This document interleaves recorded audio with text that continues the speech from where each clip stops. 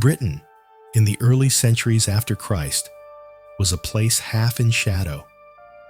The empire that once ruled it, Rome, was crumbling from within, and the great machine that had stretched from the deserts of Africa to the wild north had begun to collapse under its own weight. The legions that guarded the island had been recalled, and the once ordered roads that carried soldiers and merchants now wound quietly through fields reclaimed by grass and rain. The people left behind lived among ruins that they no longer understood. Roman villas stood empty, their mosaics chipped and faded beneath centuries of dirt. Marketplaces where Latin once filled the air now echoed only with wind. For generations, the Britons had relied on Rome for protection, trade, and the illusion of peace.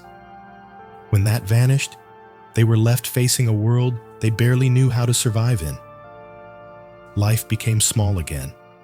Families gathered in wooden halls by the riverbanks, tending sheep and barley, praying for calm seas and dry harvests. The walls of Rome, once symbols of permanence, became quarries for stone. Its coins were melted down into ornaments. The past, once a living empire, turned into something mythical. Stories whispered by firelight about a golden age when the roads were straight and the world made sense. The island was not empty, though. It pulsed with its own ancient life. There were still kings, petty ones, each ruling a patch of land no bigger than a valley. There were druids who still spoke to the old gods in forests of oak and ash, though their power had waned under Christianity's slow spread. There were monks who prayed in crumbling chapels, their Latin psalms carried away by wind and rain. Between the sacred and the forgotten, Britain drifted, waiting for something to fill the silence Rome left behind. In this stillness, danger grew. From the north came the Picts, fierce and restless. From the west, Irish raiders crossed the sea in swift boats, their sails dark against the horizon. And from the east, across the gray waters of the North Sea, another people watched. They were farmers and seafarers, men of the wind and tide, living along the coasts of what we now call Denmark, Germany, and the Netherlands. They were the Angles, the Saxons, and the Jutes. To them, Britain was a rumor, a land of soft hills and rich soil, of villages unguarded and wealth unclaimed. They had heard that Rome had gone, that the island was leaderless, that its people were fractured. For generations, they had stared west across the sea and wondered. Now, as storms drove them from their coasts and overpopulation pushed them outward, that wondering began to turn into movement. It began quietly, like the first tremor before an earthquake. Small groups, mercenaries at first, were invited by desperate British kings to help fend off northern raids. The foreigners came with their shields and spears, fought well, and were paid with land. They built their halls on British soil, spoke their rough tongue, and sent word home that the island was ripe for taking. The Britons, still clinging to the memory of Rome, didn't yet understand what was coming. They saw the newcomers as hired swords, useful for the moment. But history was already turning beneath their feet. By the mid-5th century, the tide could no longer be stopped. Entire families began to cross the sea, men, women, and children. They brought with them their gods, their customs, their language. They burned their old villages behind them, as if cutting ties with the past. When they reached Britain, they found a land both beautiful and broken. The first landings came in Kent, or so the later chronicles claimed. Two brothers, Hengist and Horsa, led their people ashore, their names echoing with the sound of horses and thunder. Whether they were real or legendary, no one can say for sure, but the stories that followed them shaped everything to come. They built halls of timber and thatch, cleared forests, and began to carve out new kingdoms from the soil. To the Britons, they were both threat and omen. They came first as helpers, then as conquerors. The balance between host and guest, friend and enemy, began to blur. Villages burned, borders shifted. The sound of foreign voices filled the countryside.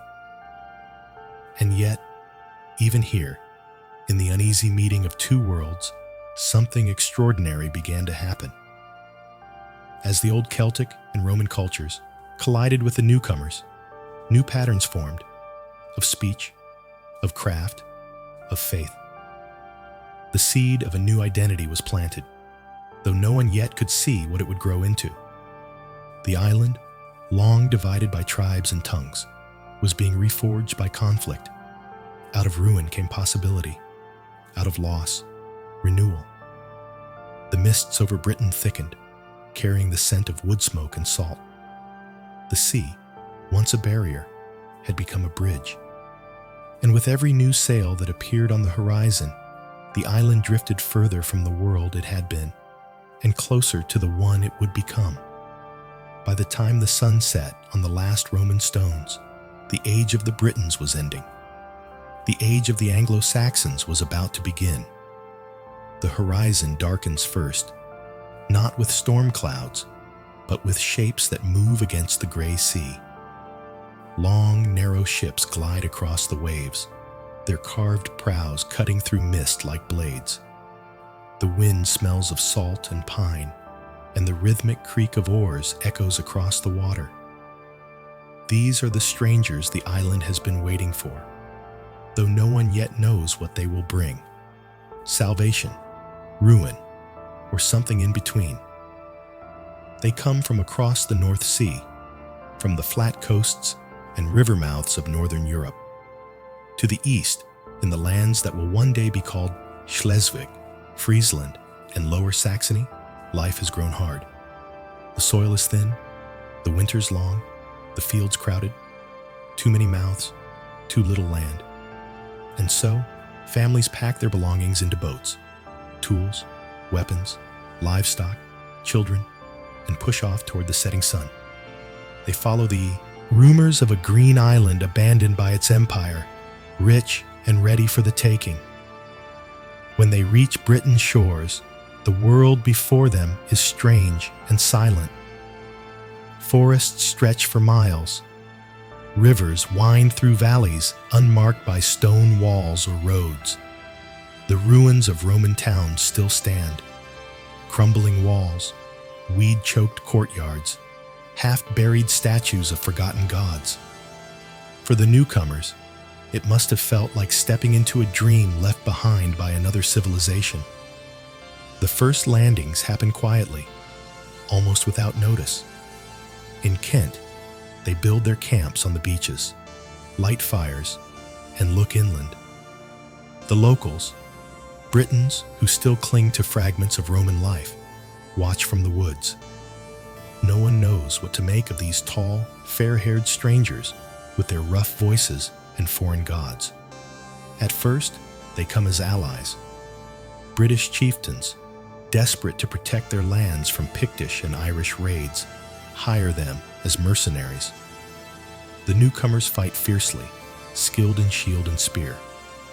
They win battles that the Britons could not, and are rewarded with land.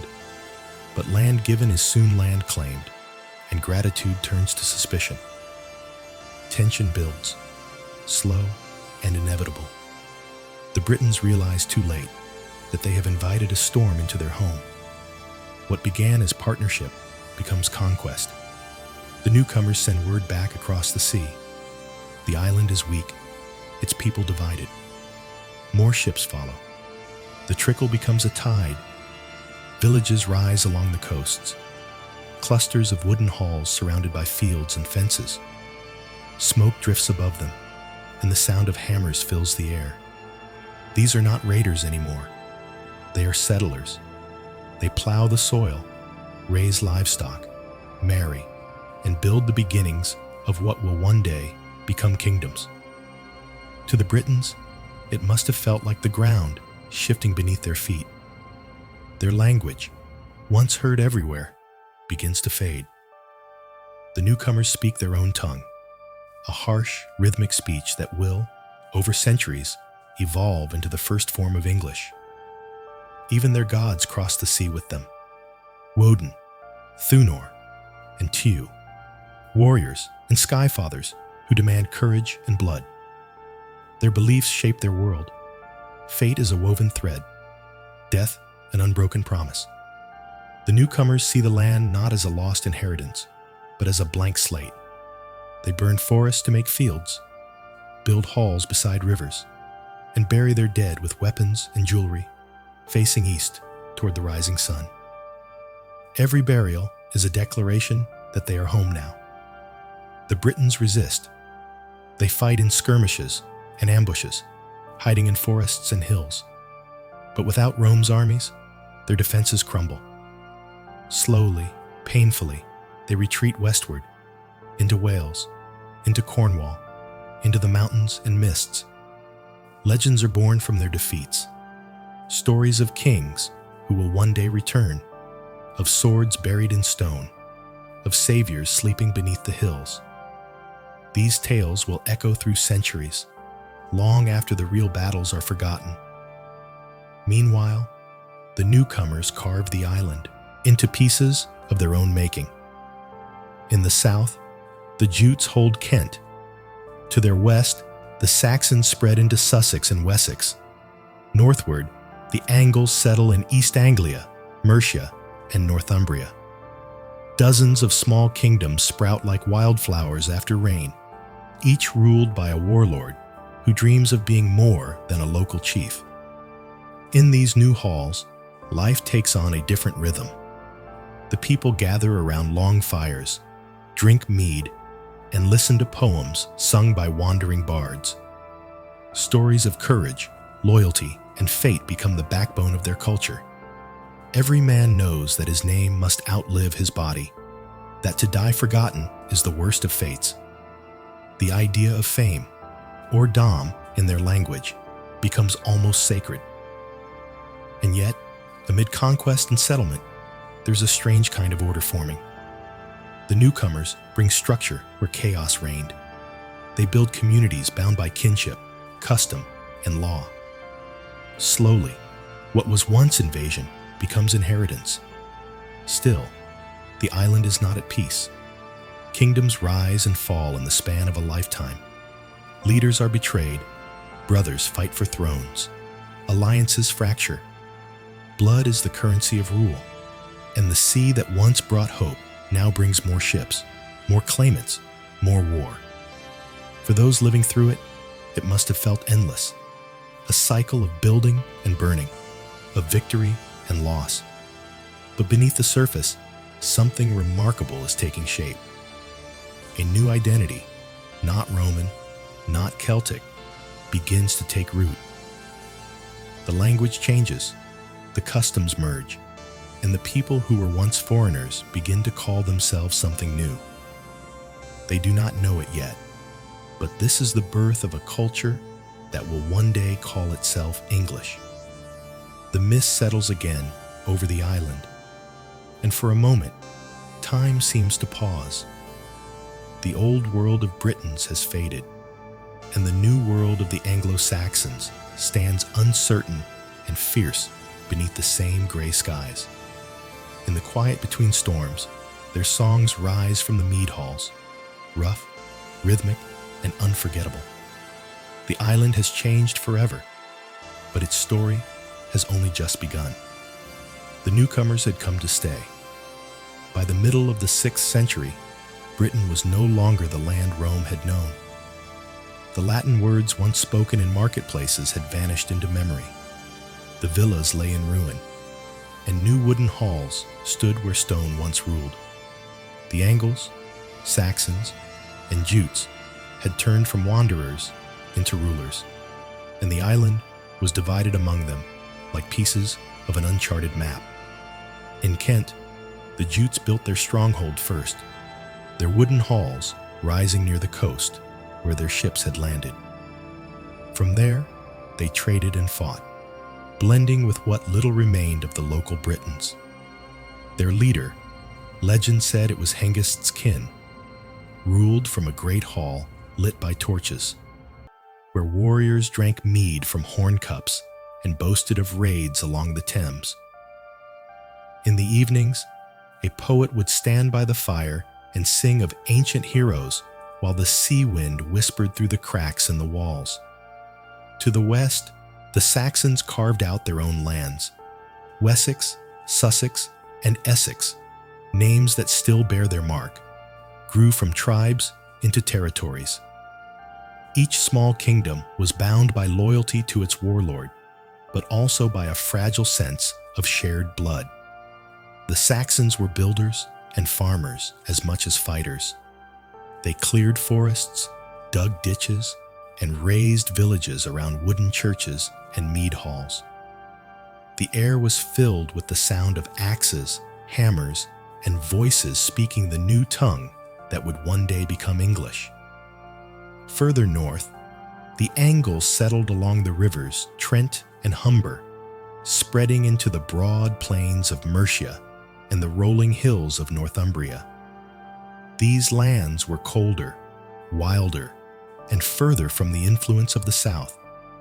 Yet here too, kingdoms took shape. Northumbria would one day give rise to kings who dreamed not just of survival, but of legacy. Life in these early kingdoms was harsh, but full. The world was ruled by kinship and honor. Every man owed loyalty to his lord, and in return, the lord was bound to protect his people. Loyalty was not just a virtue, it was survival. Betrayal, by contrast, was a sin that echoed beyond death. The laws were spoken, not written, passed down through generations by memory and rhythm. Justice was measured in silver and blood. The center of every community was the hall. It was more than a home. It was the heart of their world. Inside, the air was thick with the smell of smoke, mead, and roasted meat. Shields hung from the walls. Torches cast shifting light on carved wooden beams. Men gathered around the fire to tell stories of their ancestors, of gods and monsters, of deeds that deserved to be remembered. They believed that to live forever was to be spoken of after death. To die in battle was not tragedy, but triumph. The poets, the Scops, were the guardians of this immortality. With each verse, they bound memory to melody, turning warriors into legends. The stories that would one day give birth to Beowulf began as these fireside songs, passed from one hall to another like sacred flame. The gods of these people were fierce and familiar. Woden, the one-eyed wanderer, whispered wisdom to kings. Thunor, the hammer wielder, guarded them from storms. Tiw watched over justice and oaths. These deities lived in every thunderclap, every crow that perched on a battlefield. Religion was not distant or solemn. It was woven into the rhythm of life. Before a raid, warriors lifted their blades toward the sky and called on the gods for favor. After victory, they raised their cups in thanks. But the old gods were not alone for long. Across the sea, from the ruins of Rome, a new faith was stirring once again. Christian monks, traveling from Gaul and Ireland, began to make their way back into the island. They carried not swords, but books, small, handwritten texts filled with the words of a different God. At first, they came quietly, building tiny chapels on the edges of pagan villages, speaking of peace to people who lived by war. The kings tolerated them, at least for a while. A king might allow a Christian monk to bless his hall, just in case this new god was powerful. But he would still sacrifice a goat to Woden before battle. For now, the old and the new coexisted, uneasy but not yet at war. Beyond faith and blood, trade began to flow again. The same rivers that once carried Roman goods now carried amber, furs, and iron. Ships from Frisia and Scandinavia came to barter with the Saxons and Angles. A faint web of connection began to spread, one that would, centuries later, link the island back to the wider world. Yet beneath the rhythm of work and worship, there was always conflict. These were not united kingdoms, but fragments, small realms ruled by ambition and rivalry. The Saxons of Wessex might ally with Kent one year and raid it the next. Mercia might make peace with Northumbria, only to betray it before winter. Every victory brought pride, but also fear. A ruler could rise to power one season and fall by spring. Still, in this constant flux, something solid began to form: identity. The people who lived in these lands no longer saw themselves as exiles from the continent or survivors of empire. They began to call their homes by new names: Anglo-land, the land of the Angles. Their speech shifted and softened, becoming distinct from the tongues across the sea. Their stories, once borrowed, became their own. They had come as strangers and conquerors, but now they were something else: settlers, builders, and dreamers. In their halls, surrounded by mist and mead, they began to imagine a future that stretched beyond mere survival. And from the north, the wind carried a new sound: the ringing of church bells from distant Ireland. Monks were coming, armed not with spears, but with faith. The age of the warrior would soon meet the age of the cross, and Britain would once again change its soul. The island was no longer wild chaos. By the dawn of the 7th century, the fires of conquest had cooled into embers of kingdoms. Halls stood where forests once grew. Kings ruled from wooden thrones, and the mead hall songs of the Angles and Saxons filled the night air. But something new was stirring, something softer, quieter, and yet more powerful than the sword. It began not with a warband or a fleet, but with a whisper carried by the wind: the return of the cross. Christianity, which had faded with Rome's fall, was finding its way back across the sea. In Ireland, it had taken root in small monastic communities, humble outposts built of stone and faith. From there, monks sailed eastward, guided not by conquest, but by conviction. They brought books instead of weapons, scrolls instead of shields, and spoke of a kingdom not of this earth. One of those missionaries was a man named Columba, who crossed from Ireland to the island of Iona around the year 563. There, he built a monastery that became a lighthouse in the storm of pagan Britain. From its windswept shores, monks carried the gospel north into Pictish lands and south toward the Saxon realms. Their faith was simple, but their words were patient and enduring. They spoke of mercy to men raised on vengeance, of forgiveness to those who prized honor above life. At first, the Saxons and Angles listened with curiosity, not conviction. The monks were strange, cloaked figures who read from books and refused to fight. To a people who believed strength was proof of divine favor, this new god seemed weak. And yet, something about these men unsettled them. They were fearless, walking into pagan villages without guards, preaching to kings as though they were equals. In Kent, the story of conversion began to unfold with a Roman monk named Augustine, sent by Pope Gregory the Great around 597. He landed near the same shores where the first Saxons had once come as invaders. The symmetry was almost poetic. The same sea that brought conquerors now brought missionaries. Augustine approached Ethelbert, the king of Kent, whose wife, Bertha, was already Christian. The king listened politely as the monk spoke of salvation and eternal life, of a God who demanded not tribute, but faith. It was not an easy sell. The king was cautious. He feared angering his own gods, the ones who had protected his people in battle. But Bertha's influence was strong, and Augustine's presence was calm and deliberate. Over time, the king allowed himself to be baptized.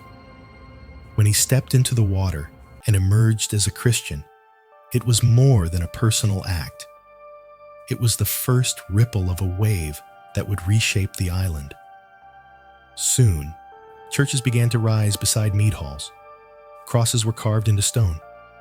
The language of the old gods, of Woden, Thunor, and Tiw, did not vanish overnight, but it began to mix with new words: grace, sin, heaven, and soul. For the first time in generations, the island was writing again. The monks brought literacy, and with it, the power to remember in ink what had once lived only in song. The oral tradition of the Scots met the written word of the gospel. Parchment replaced the poet's voice, and the rhythm of alliteration gave way to the rhythm of scripture. Yet the two traditions did not destroy one another. They intertwined. Christian scribes recorded pagan poetry. Pagan symbols crept into Christian art. The raven of Odin might perch beside the cross of Christ in the carvings of early churches. In Northumbria, the fusion of worlds reached its height. The monasteries of Lindisfarne and Jarrow became centers of art and learning. Monks illuminated manuscripts with colors so vivid they still glow today, and the sound of Latin chants mingled with the crash of waves against the cliffs. Out of these walls came one of the island's greatest minds, Bede, the monk who would one day write the ecclesiastical history of the English people. Through Bede's careful hand, the scattered stories of kingdoms and conversions became a single narrative. For the first time, the people of the island were not just tribes and warlords. They were part of a shared history, a single unfolding story. In Bede's vision, the chaos of invasions and rival kings found purpose. The English, he wrote, were not simply survivors of Rome's ruin or sons of Saxon warlords. They were a chosen people, guided toward faith. But not all accepted this new order easily. In the deep woods and along the borders of the old pagan strongholds, some still clung to the old gods. The festivals of the seasons, the sacred groves, the sacrifices under moonlight, they persisted quietly, woven into the lives of those who did not yet trust the cross. And even among the baptized, old beliefs lingered in secret. Charms for protection, whispers of Woden, offerings left at wells. The church did not destroy these customs. It absorbed them. Pagan feasts became Christian holy days. The spring festival of fertility became Easter. The Yule fires of winter became Christmas lights. The rhythm of the old faith found new life under different names. And in that slow transformation, the island's culture deepened rather than vanished.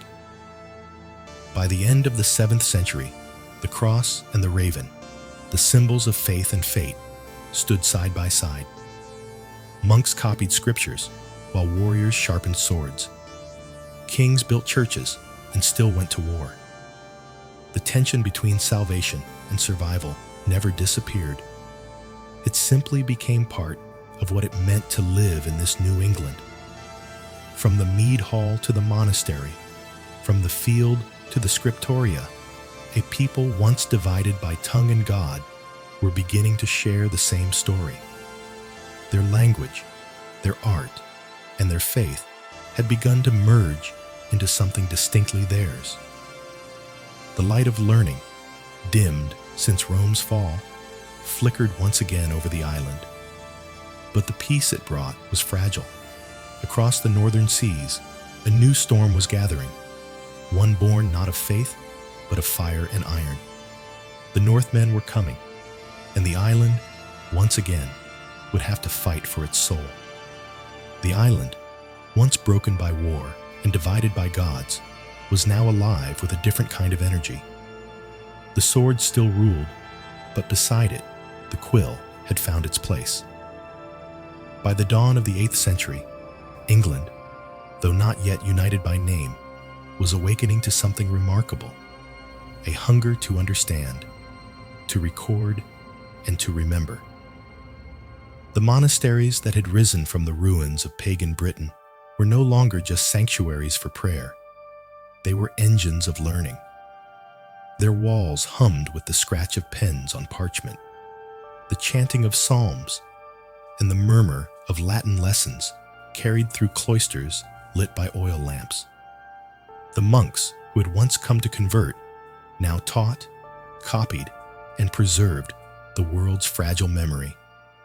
Imagine walking through one of these places, perhaps Lindisfarne or Jarrow. The air is cool and smells faintly of ink, wax, and damp stone.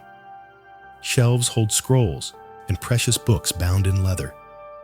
At one desk sits a scribe, bent low over his work, the tip of his quill trembling with each breath. Every stroke is deliberate.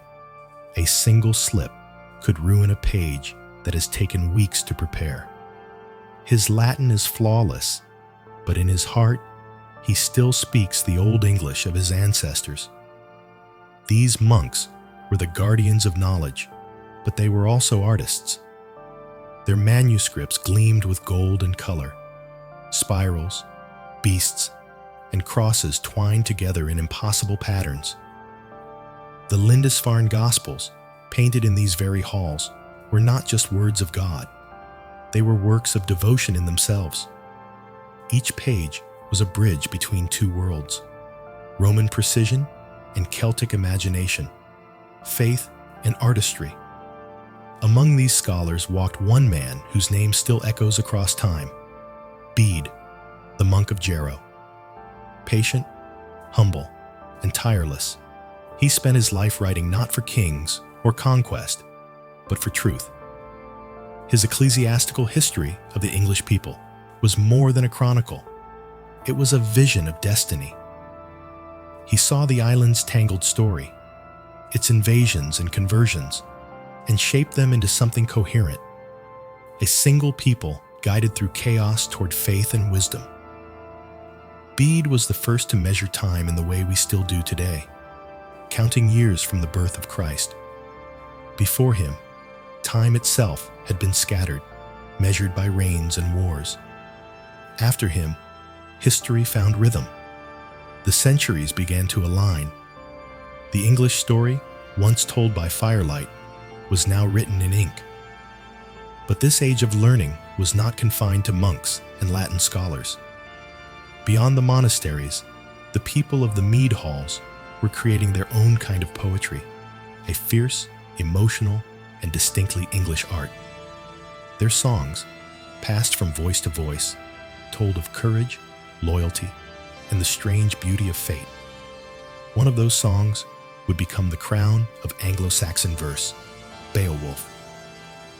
It spoke of monsters and kings, but beneath its mythic surface ran a pulse that every listener understood.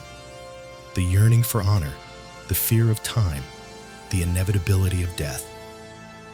Its rhythm was the heartbeat of a people who lived close to both the soil and the sword.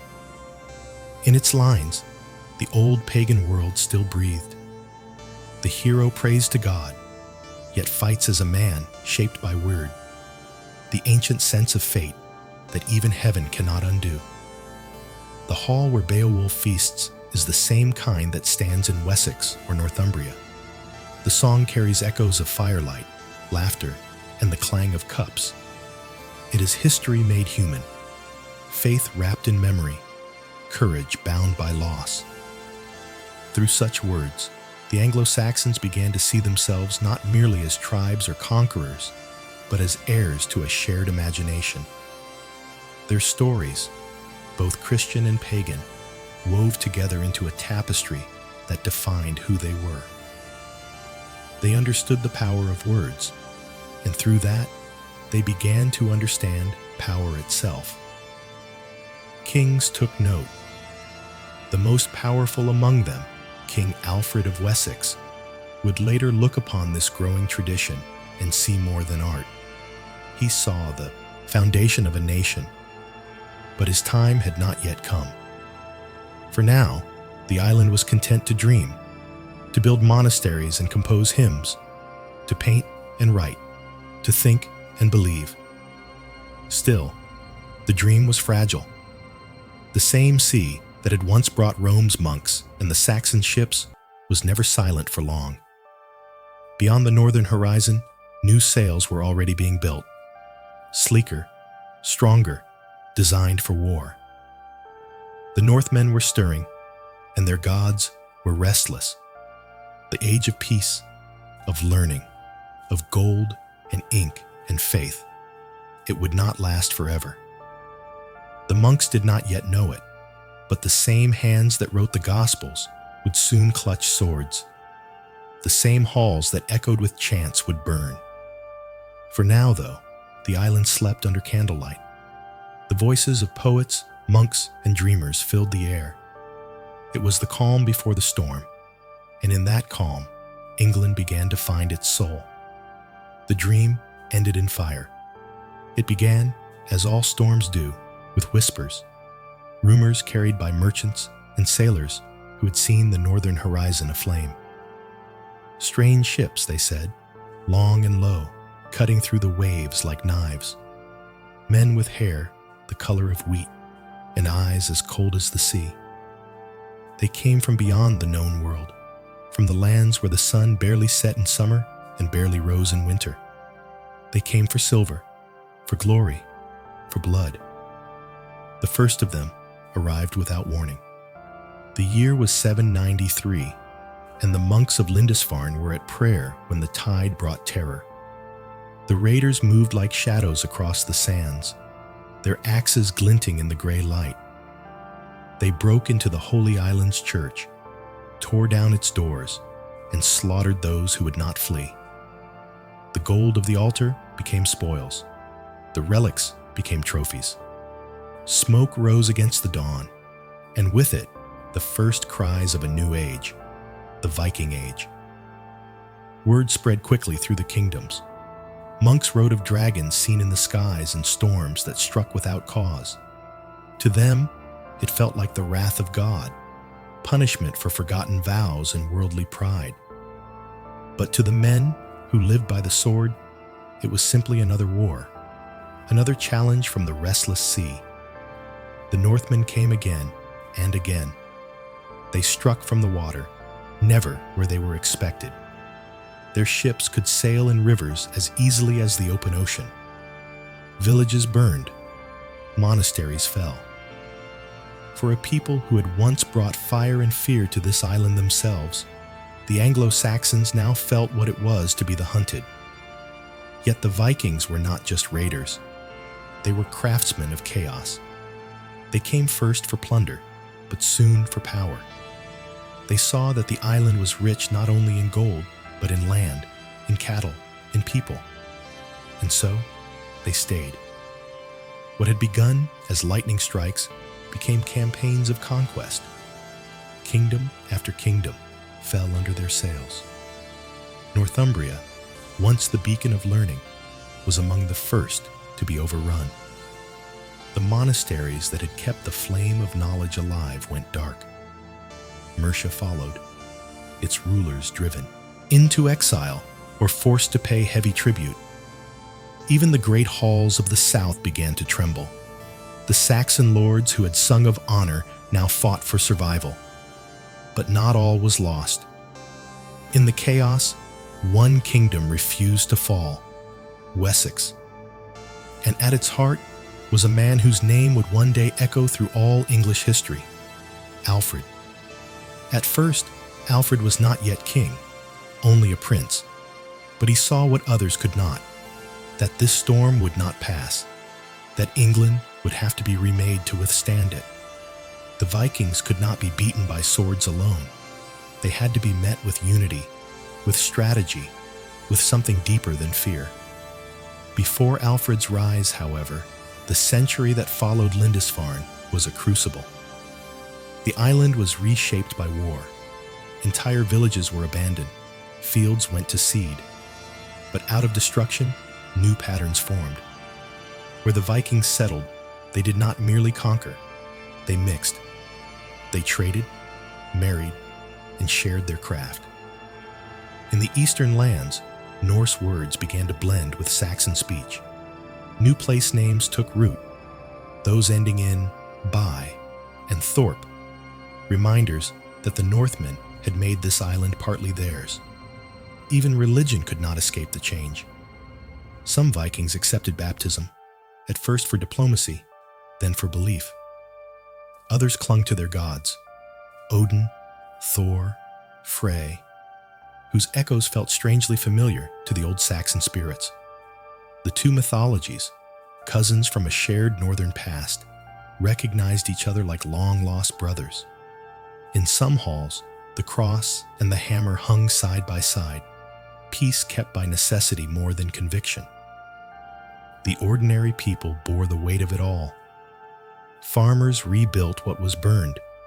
Monks copied what they could save. Children grew up knowing that the horizon might at any moment bloom with fire. And yet, through this terror, the English spirit hardened. The same endurance that had once carried them through Rome's fall now began to define them again. By the mid-9th century, the Viking attacks had become invasions in full. Great fleets appeared, hundreds of ships at a time. The most terrible of these came in 865, when what the chronicles called the Great Heathen Army landed on the east coast. Its leaders, sons of the legendary Ragnar Lodbrok, were not content with plunder. They came to rule. Northumbria fell first, its last king slain. East Anglia followed, and its king, Edmund, was captured and killed for refusing to renounce his faith, later remembered as Saint Edmund the Martyr.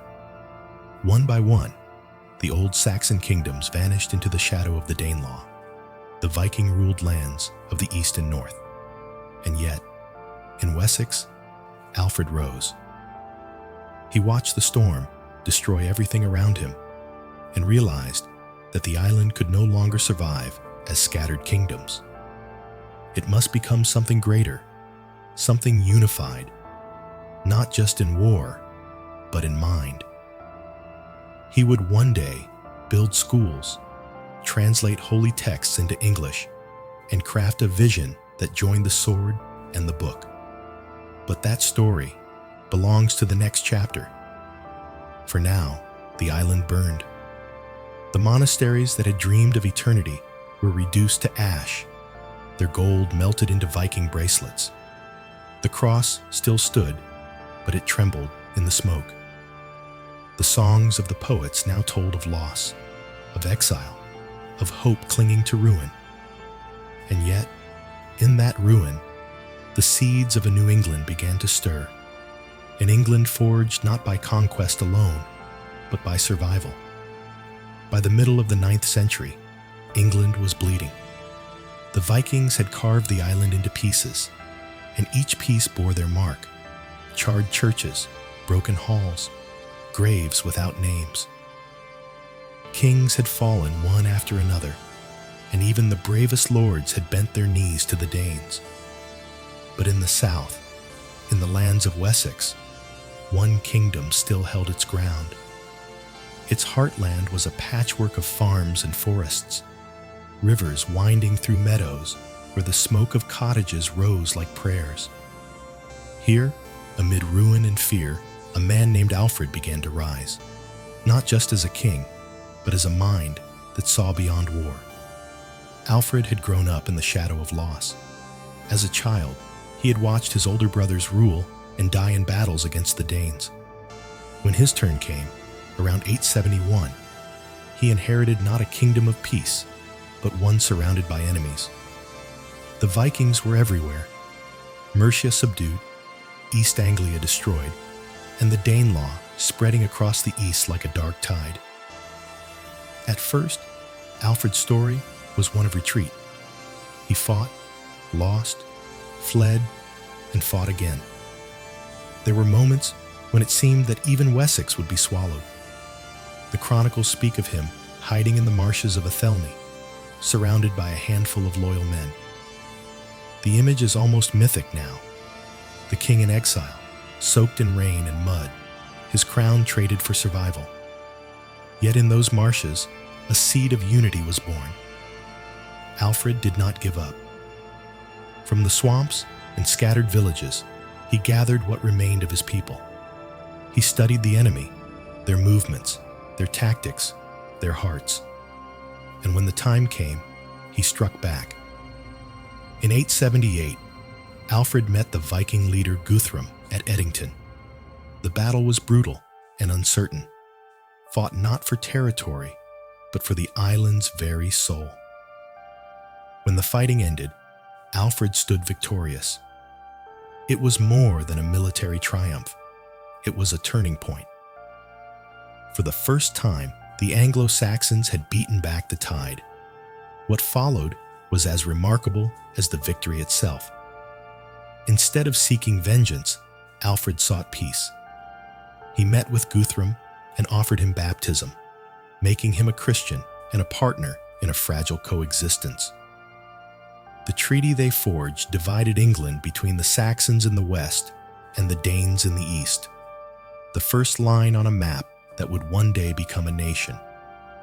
But Alfred's genius was not only in battle. He understood that a sword could win a day, but a mind could win a future. He looked at the ruins of monasteries, the lost books, the forgotten words, and resolved to rebuild not just walls, but wisdom. He ordered the translation of sacred and practical texts into Old English, believing that knowledge should belong not just to monks, but to the people. A kingdom without learning, he wrote, is a body without a soul. Under his rule, schools were established, scribes were trained, and books once again crossed the kingdom. He saw literacy as armor, defense not only against ignorance, but against chaos itself. He also reformed the laws, blending old customs with Christian principles. Justice, once a matter of blood and silver, became written and reasoned. His code was guided by mercy and fairness, concepts almost alien in an age of war. For Alfred, law was not merely control. It was the foundation of civilization. Even his army bore his intellect. He reorganized his forces so that half could fight while the other half worked the land, ensuring that no campaign starved the people. He built fortified towns, burhs, strategically placed to resist raids. These strongholds became the backbone of future cities: Winchester, Oxford, London. The island was learning to defend itself, not with walls of stone, but with systems of thought. In Alfred's England, faith and logic walked side by side. The old gods were gone, but the old courage remained. He told his people that they were not simply fighting for land. They were defending the light of knowledge, the right to choose their destiny, and the idea that they could be more than survivors. And slowly, they began to believe him. The word English began to carry a new meaning, not just a language or a tribe, but a shared identity. From the Danelaw to Wessex, from the monasteries to the mead halls, people began to imagine themselves as one people under one idea. When Alfred died in 899, the chroniclers wrote of him not as a conqueror, but as a teacher. They called him England's darling, a phrase no warrior before him had ever earned. His reign left behind more than peace. It left purpose. But the peace was not eternal. The sons of the Northmen still ruled vast lands, and their kin beyond the sea were not finished. The coming century would test Alfred's vision as his descendants fought to unite what he had begun. And in that struggle, England itself would be born from his dream. The fires of the Vikings had forged him. His wisdom would forge a nation. When Alfred's body was laid to rest, the island seemed, for a moment, to breathe again. The storms had passed, and from the ashes of ruin, a fragile peace stretched across the land. But it was a peace unlike any that had come before, a patchwork stitched together by necessity. England was now divided not by rivers or forests, but by culture itself. To the west lay the lands of the Saxons. To the east, the lands of the Danes. And between them ran an invisible border, the line of the Danelaw. It was a strange kind of frontier, less a wall than a meeting point. On one side, the Saxon world of law and learning, where Alfred's reforms had taken root. On the other, the Norse world of warriors and traders, where justice was spoken beneath open skies and oaths were sealed in blood or silver. Yet despite their differences, these two peoples did not remain apart for long. They shared rivers, markets, and marriages. They traded cattle, cloth, and words. And over time, their lives began to blend. In the towns of the East, Norse merchants filled the streets. They brought with them furs from the north, amber from the Baltic, and the hard, practical craftsmanship that would come to define Viking design.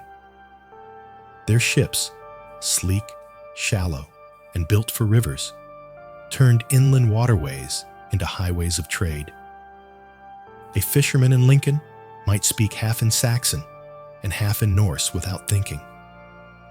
Children born in those borderlands grew up with two heritages and a single home. The fusion of these worlds changed the island forever. The Norse brought not only their blades, but their boldness, their adaptability, and their words. Dozens of Old Norse terms slipped into the English tongue: sky, law, window, husband, knife, anger, they, them, their. The very grammar of English began to shift, simplified and sharpened by necessity, becoming something new, something unmistakably English. Even the land itself bore their imprint. New place names appeared across the map. Villages ending in, by, farmstead, thorp, settlement, thwaite, clearing, beck, stream. These were not marks of conquest, but of coexistence, of communities that grew from shared survival rather than shared blood. The Danelaw was not without tension, of course. The balance between Saxon and Dane was always fragile, and raids did not cease entirely. There were years when old hatreds flared, when treaties broke and vengeance burned anew. But unlike the chaos of the early invasions, there was now structure, agreements, trade laws, even diplomacy. The Northmen, who once burned monasteries, were now burying their dead in Christian graves. The Christian faith spread quietly among the Danes. Many converted, not from divine revelation, but from a sense of belonging. To live among the English was to live within their customs. A Dane might still whisper to Thor before battle, but pray to Christ before sleep. The two faiths overlapped, their symbols merging on the same carvings.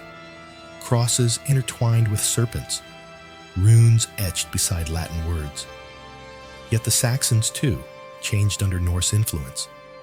Their world, once bound by rigid hierarchy and pious order, grew rougher, more pragmatic. They learned the value of trade, of mobility, of seizing opportunity instead of waiting for divine favor. The Danes brought with them not only warriors, but merchants, craftsmen, and explorers. And through them, the English rediscovered the sea, not as a threat, but as a path outward. In this mingling, something extraordinary happened. Identity itself evolved. The word English, once referring to the speech of a tribe, began to mean something broader, a language and a people that could include both Saxon and Dane. The old divisions of blood began to fade, replaced by the slow realization that survival required unity. By the early 10th century, the descendants of Alfred began to build upon this foundation.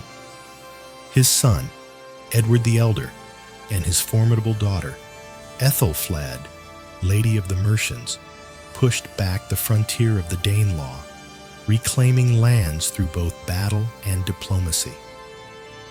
But unlike earlier conquerors, they did not seek to erase the Norse. They absorbed them. The Danes of England became English Danes, their loyalties shifting with their lives. Under Ethelstan, Alfred's grandson, the patchwork began to tighten into a single cloth. He conquered the remaining Viking-ruled territories and forged the first kingdom that could truly be called England. For the first time, one ruler claimed authority from sea to sea.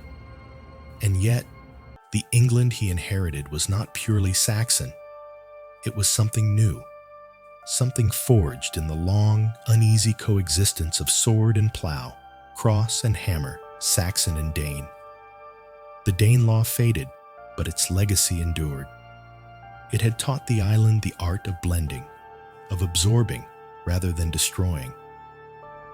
It had forced two worlds to speak to each other, and in that dialogue, a new culture emerged, stronger, broader, more resilient. The men who had once fought across that invisible line would one day fight together under a single banner. And when new invaders came, as they always did, it would be this unity, born from division, that would define them. For now, though, England stood between past and future, a land at peace, but only for a heartbeat. Beyond the northern seas, new kings were rising in Norway and Denmark, ambitious and relentless. And from Normandy, land of Northmen turned Frenchmen, a new kind of threat was stirring, one that would not come for trade or plunder, but for a crown. The England that emerged from the Danelaw was a different land than the one Alfred had fought for. The scars of war had faded into the soil, and out of the mingling of Saxon and Dane came something stronger, a kingdom that called itself, at last, Englaland. From the marshes of Wessex to the fens of East Anglia, one language began to bind the people. One crown began to command their loyalty, and for the first time, the idea of the English felt real. By the early 11th century, that dream had become both triumph and burden. The line of Alfred the Great still sat on the throne, but the peace he had built was always precarious. The sons and grandsons who followed him ruled an England richer than any before it, its markets full of trade, its monasteries rebuilt, its roads alive with travelers and merchants. Yet wealth was both blessing and temptation, and across the North Sea, hungry eyes watched once again. The Viking Age was not over. In Denmark, new kings rose, fierce, organized, and ambitious. The most formidable of them was Sweyn Forkbeard, who saw England not as a target for raids, but as a realm to be ruled. His fleets darkened the horizon, and by 1013, the Danish armies had returned, not as wanderers, but as conquerors. The English crown, worn by Ethelred the Cent, known to history as the Unready, though his name more accurately meant ill-advised, was unsteady. Ethelred's reign was haunted by fear and indecision. To buy peace, he paid vast sums of silver, the Danegeld, hoping gold could do what swords could not.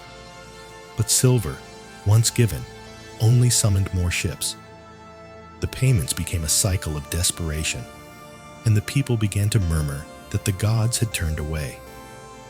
The monks wrote of omens, comets, plagues, and storms that seemed to echo the kingdom's weakness. When Sweyn invaded again, Ethelred fled across the channel to Normandy, seeking refuge with his wife's kin. The island that had fought so hard for unity now stood divided once more. But history, ever cyclical, had its way of turning ruin into renewal. Sweyn died suddenly, and his son Cnut inherited both his ambition and his armies. Yet Cnut was not merely a raider. He was a ruler of vision. When he took the English throne in 1016, he did something few had expected. He brought stability. Though a Dane by birth, he ruled as an English king. He honored Alfred's laws, upheld the church, and married Ethelred's widow, Emma of Normandy, binding the bloodlines of conqueror and native. Under Cnut, the kingdom found an uneasy golden age. The Viking raids ceased, the roads were safe, and trade flourished once more. Monks and merchants alike began to speak of a new peace, a strange northern peace, where old enemies now shared prayers and bread. For a brief time, England belonged to both its heritages. Cnut's reign was marked by restraint and wisdom, though legend later exaggerated his humility.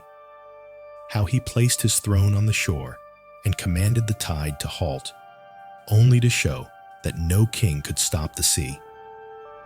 Whether true or not, the story captured the truth of his rule, strength tempered by knowledge of its limits. But no peace endures forever. When Cnut died in 1035, his empire, stretching from England to Denmark and Norway, fractured. His sons were weak and divided, and the old families of England saw their chance to reclaim the crown. Among them rose the House of Wessex once more, led by Edward, the son of Ethelred and Emma. Edward had spent most of his life in Normandy, raised among foreign tongues and foreign manners. When he returned to claim the throne in 1042, he brought with him a mind shaped by both Saxon faith and Norman Polish. History would remember him as Edward the Confessor, a man of piety rather than power. His reign was peaceful, even gentle, but beneath its calm lay the seeds of catastrophe. Edward's rule restored a sense of native pride, yet it also drew England closer to Normandy than ever before. Norman knights and priests filled his court.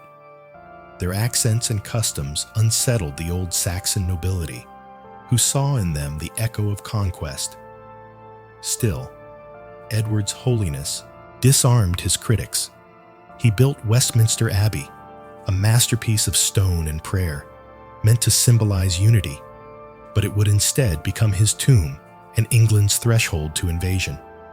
Edward had no sons, and when a king dies without an heir, the gods of power begin to stir. On his deathbed in 1066, he named as successor a man who embodied the Saxon spirit of courage and loyalty, Harold Godwinson, England's last great native king. Harold was brave, seasoned, and beloved by his people. For a fleeting moment, it seemed the island might yet remain whole. But beyond the sea, two men watched and waited. Harald Hardrada, King of Norway, claimed that his Viking blood gave him right to England's crown. And in Normandy, Duke William, the son of Edward's Norman kin, insisted that the throne had been promised to him. Both began to gather fleets. The sea, that old accomplice of fate, stirred again. The summer of 1066 would bring storms that no prayer could calm. Harold would fight 2 battles within weeks. One a victory so stunning it would echo through legend. The other a defeat so complete it would end an age. The world of Alfred and Bede, of Woden and Christ, of mead halls and monasteries, was about to vanish in a single day of iron and fire. But that day had not yet dawned. For now, the fields of England still lay green beneath the sun. The abbey bells still rang. The people still believed that the peace Alfred had dreamed of could last forever. they did not yet know that the next sunrise would bring Hastings. The year was 1066, and the air itself seemed charged with destiny. England stood at the height of its strength, wealthy, unified, confident, but beneath that calm surface ran the quiet tremor of fate. The long line of Saxon kings, descended from Alfred the Great, had come to its final branch, and at its end sat Harold Godwinson, a man who had earned his crown through courage, loyalty, and the love of his people. For a brief moment, it seemed the realm might know peace. Harold was no foreign prince, no schemer cloaked in prophecy. He was one of them, a warrior raised from English soil. His rule promised continuity, stability, and pride. But even as the coronation bells of Westminster echoed through the streets, the winds over the channel were changing. To the north, across the cold sea, Harald Hardrada, King of Norway, gathered his fleets. He claimed the crown through ancient treaties and Viking ambition, his heart burning with the dream of restoring the North Sea Empire once held by Knut. To the south, in Normandy, Duke William, Edward the Confessor's distant kinsman, prepared his own claim. He swore that Edward had promised him the throne, and that Harold had broken an oath sworn upon holy relics. Each man believed destiny was his. Each man built an army to prove it. Harold, standing between two storms, had no time to hesitate. In September, word came that Hardrada had landed in the north with thousands of warriors. Harold marched his army the length of England, nearly 200 miles in 4 days, to meet him. The two forces clashed at Stamford Bridge near York. The battle was fierce and savage, fought under a blazing sun that turned the river red. By its end, Hardrada lay dead, and his great fleet burned or scattered. The Viking Age, which had begun with fire at Lindisfarne nearly 3 centuries before, ended with his fall. But fate was cruel. Even as the smoke still rose from the north, messengers arrived. William had landed in the south. The Normans were on English soil. Harold had no time to rest his men, no time to rebuild. He turned south again, marching toward history's edge. The two armies met near the small Sussex village of Hastings on the morning of October 14th, 1066. The English took the high ground, forming a solid wall of shields, a living fortress of wood and iron. Below them, the Norman cavalry gathered, banners fluttering in the wind, their armor gleaming in the pale sun. Drums beat, horns blared, and the world seemed to hold its breath. The first assaults came swiftly. William's knights charged uphill, crashing against the English shield wall again and again, but the Saxons held. Their axes bit deep, their shouts carried across the field. For hours, the Norman attacks broke like waves against a cliff. But William was patient and cunning. When one flank of his army began to retreat in confusion, the English soldiers chased them down the slope, thinking victory was at hand. It was a trap. The Normans wheeled around, surrounding the pursuers and cutting them down. The once impenetrable shield wall began to falter. William seized the moment, raising his visor to show his men he still lived. Rumor had spread that he'd fallen, and urged them forward once more. The battle surged and bled into chaos. As the day waned, the field turned to mud and memory.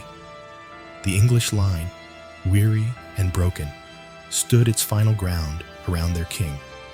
Harold fought beneath his banner, the golden dragon of Wessex snapping above him. Then, in the gathering dusk, an arrow found his eye, or so the stories say, and he fell. Around him, the last defenders of Saxon England fought until they too were gone. When night fell, the hill was silent. The wind moved through the grass where kings had died. The age of the Anglo-Saxons, born from fire and faith, ended in that silence. William buried his dead, blessed his victory, and marched toward London. On Christmas Day, 1066, in the very abbey Edward the Confessor had built, he was crowned William the Conqueror, the first Norman king of England. Outside the church, as the crowd shouted in acclamation, Norman guards mistook the noise for rebellion and set fire to nearby houses. Flames rose into the winter sky, and the echoes of conquest mixed with screams. Even in triumph, peace came cloaked in smoke. The world that followed was not the world Harold had ruled. The language of the court turned to French. The Old English tongue retreated to the farms and hearths. Castles of stone rose where wooden halls had stood. New laws, new customs, new masters came. But the heart of England did not vanish. Beneath the new order, the old songs endured, softly, stubbornly, in the speech of the people, in the rhythm of their prayers, in the fields that still bore their ancestors' names. The Norman and the Saxon would blend, as the Saxon and the Dane had before them. Out of conquest, once again, would come creation. The English language, tempered by every invader's breath, would survive and grow stronger, carrying the memory of all who had come before. And so, in the fading light of Hastings, as the last Saxon banners fell, another dawn waited beyond the smoke, a dawn that would give birth to the England we know. The dream had ended, but the story had only changed its form. The island still breathed, and in that breath lived the echo of its ancient name, Angloland. The fire has burned out now. The swords are quiet, the kings long gone. The island that once roared with war and song now lies beneath a blanket of mist, its fields breathing softly under the weight of 1,000 years. If you listen, you can almost hear it, the faint hum of everything that has been. Once, these shores echoed with the voices of Romans marching, of Saxons landing, of monks chanting, and Vikings shouting in the dark. Every century has left its footprint in the soil, every language its whisper in the air. The rivers still follow the same courses they did when Alfred looked upon them, when Bede wrote his books, when Harold's blood darkened the earth at Hastings. And yet, through it all, the island has never truly changed. It still waits for dawn, wrapped in the same gray light that watched the first settlers arrive. Its hills have seen gods come and go, kings rise and fall, and still they stand. You could say that England is a dream that has never stopped dreaming itself, a story told and retold by countless tongues. The Celts called it home. The Romans called it province. The Saxons called it Angloland. The Normans called it prize. And through all those names, one heartbeat runs steady beneath the centuries. The stubborn, enduring pulse of the people who lived, worked, prayed, and hoped here. They were not all heroes. Most were not kings or saints or poets. They were farmers who tilled fields that had seen battle before. Mothers who sang to their children while smoke from burning towns drifted over the hills. Monks who copied the same lines over and over so that memory would not die. The island belongs to them most of all. The words they left behind, scratched in stone, inked on parchment, whispered beside fires, grew into the language that surrounds us now. Every word you speak, every name on a map, every story told by firelight carries something of them. It's strange to think how much was lost, and yet how much endured. The gods of the Saxons are gone, but their courage remains. The Viking ships are dust, but their spirit sails in every story of exploration. The abbeys may be ruins, but the learning that began within them still shapes every page, every thought. Time, in the end, was their greatest conqueror and their truest ally. It buried their bones, but carried their voices forward. It smoothed the edges of conquest and left behind something gentler, something vast, a tapestry of memory that belongs to no single age, but to all of them. If you could stand on a cliff at dawn and look out over the sea, you'd see what they saw. The same horizon, the same restless gray waves, the same promise that drew them here in the first place, that somewhere, across the water or beyond the years, something better might be waiting. And so, as night settles and the past folds itself back into silence, the island dreams on. The mists drift across the fields. The abbey bells fade. The stories rest for now, like embers glowing faintly beneath ash, waiting for the next voice to breathe them to life again. Sleep now. The battles are over. The halls are still. The history of the Anglo-Saxons has run its long course, from sea to crown, from fire to faith. And though their world has passed into shadow, its echoes still murmur through ours. The island remembers, and as you drift toward sleep, it remembers with you.